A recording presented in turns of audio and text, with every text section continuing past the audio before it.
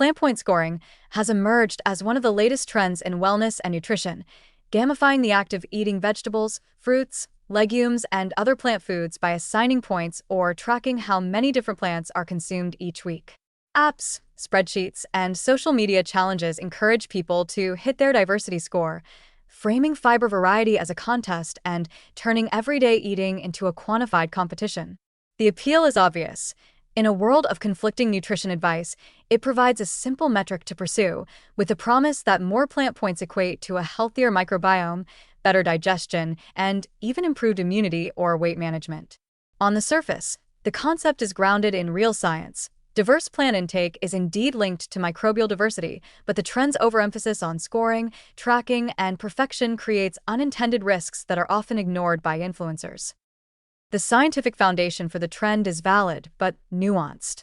Different plant fibers feed different gut microbes, and a more diverse microbiome is associated with greater resilience, improved metabolic outcomes, and better digestive function.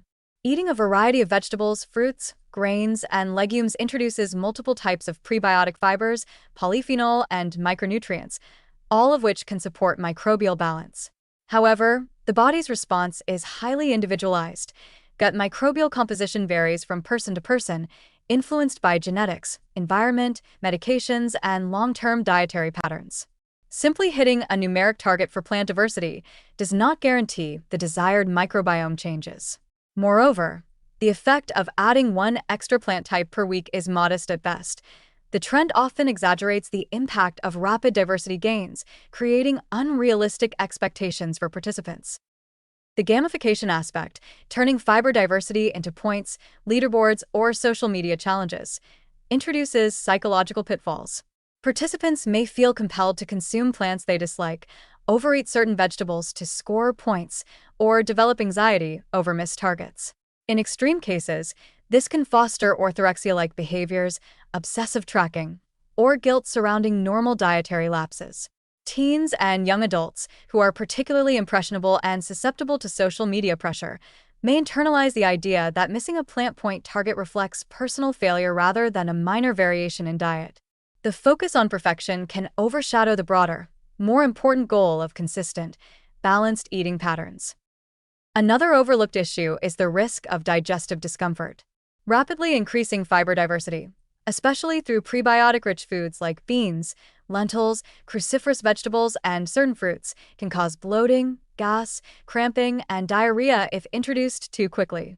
Many plant point programs encourage participants to maximize variety in short time frames without guidance on gradual increases or portion moderation. This can overwhelm the digestive system, particularly for people with irritable bowel syndrome or other sensitivities, and may discourage adherence to long-term healthy habits if the immediate effects are uncomfortable. The trend also risks reducing complex nutrition to a single, oversimplified metric. Microbiome health depends on overall dietary quality, consistent fiber intake, macronutrient balance, hydration, sleep, and lifestyle factors, not just the number of plant species consumed each week. By elevating a numeric diversity score above all else, the trend fosters a narrow, goal-oriented mindset that can obscure the importance of these foundational behaviors. People may focus on hitting a target for points while neglecting calorie balance, protein intake, fat quality, or overall nutrient sufficiency. In some cases, participants may overconsume high-calorie plant-based foods to maximize scores, which can unintentionally contribute to weight gain or metabolic strain if the broader diet is not balanced. Social media amplification magnifies these risks. Influencers often present plant point scoring as both a badge of virtue and a competitive challenge, highlighting extreme examples of diversity without acknowledging practical limitations, individual tolerance, or sustainability. The curated images of perfectly colorful meals and leaderboard-style bragging reinforce the idea that maximum points equals maximum health, when in reality, moderate and consistent diversity is far more important than perfection. Followers may feel pressured to keep pace, overtrack, or experiment with unusual plants that their digestive systems are not accustomed to, increasing the likelihood of discomfort or discouragement. Despite its marketing, plant point scoring is not a shortcut to a healthier microbiome. The most effective strategy for gut health is slow, consistent incorporation of a wide range of plant-based foods over weeks and months, with attention to portion size, preparation methods, and personal tolerance. Gradual increases in fiber diversity allow the gut microbiota to adapt, reduce bloating and other side effects, and support long-term habit formation. Treating it as a competitive or perfection-driven challenge, rather than a flexible guideline, risks creating unnecessary stress, disordered eating patterns, and short-term negative experiences that can undermine adherence to beneficial dietary changes. In the end, the plant point trend highlights both the allure and the danger of gamifying nutrition. While diversity matters for the microbiome, the obsession with scoring, metrics, and rapid gains exaggerates benefits and minimizes risk. Overemphasis on perfection, combined with social media pressure and sudden fiber surges, can lead to digestive upset, anxiety, and unhealthy behavioral patterns, particularly among younger audiences.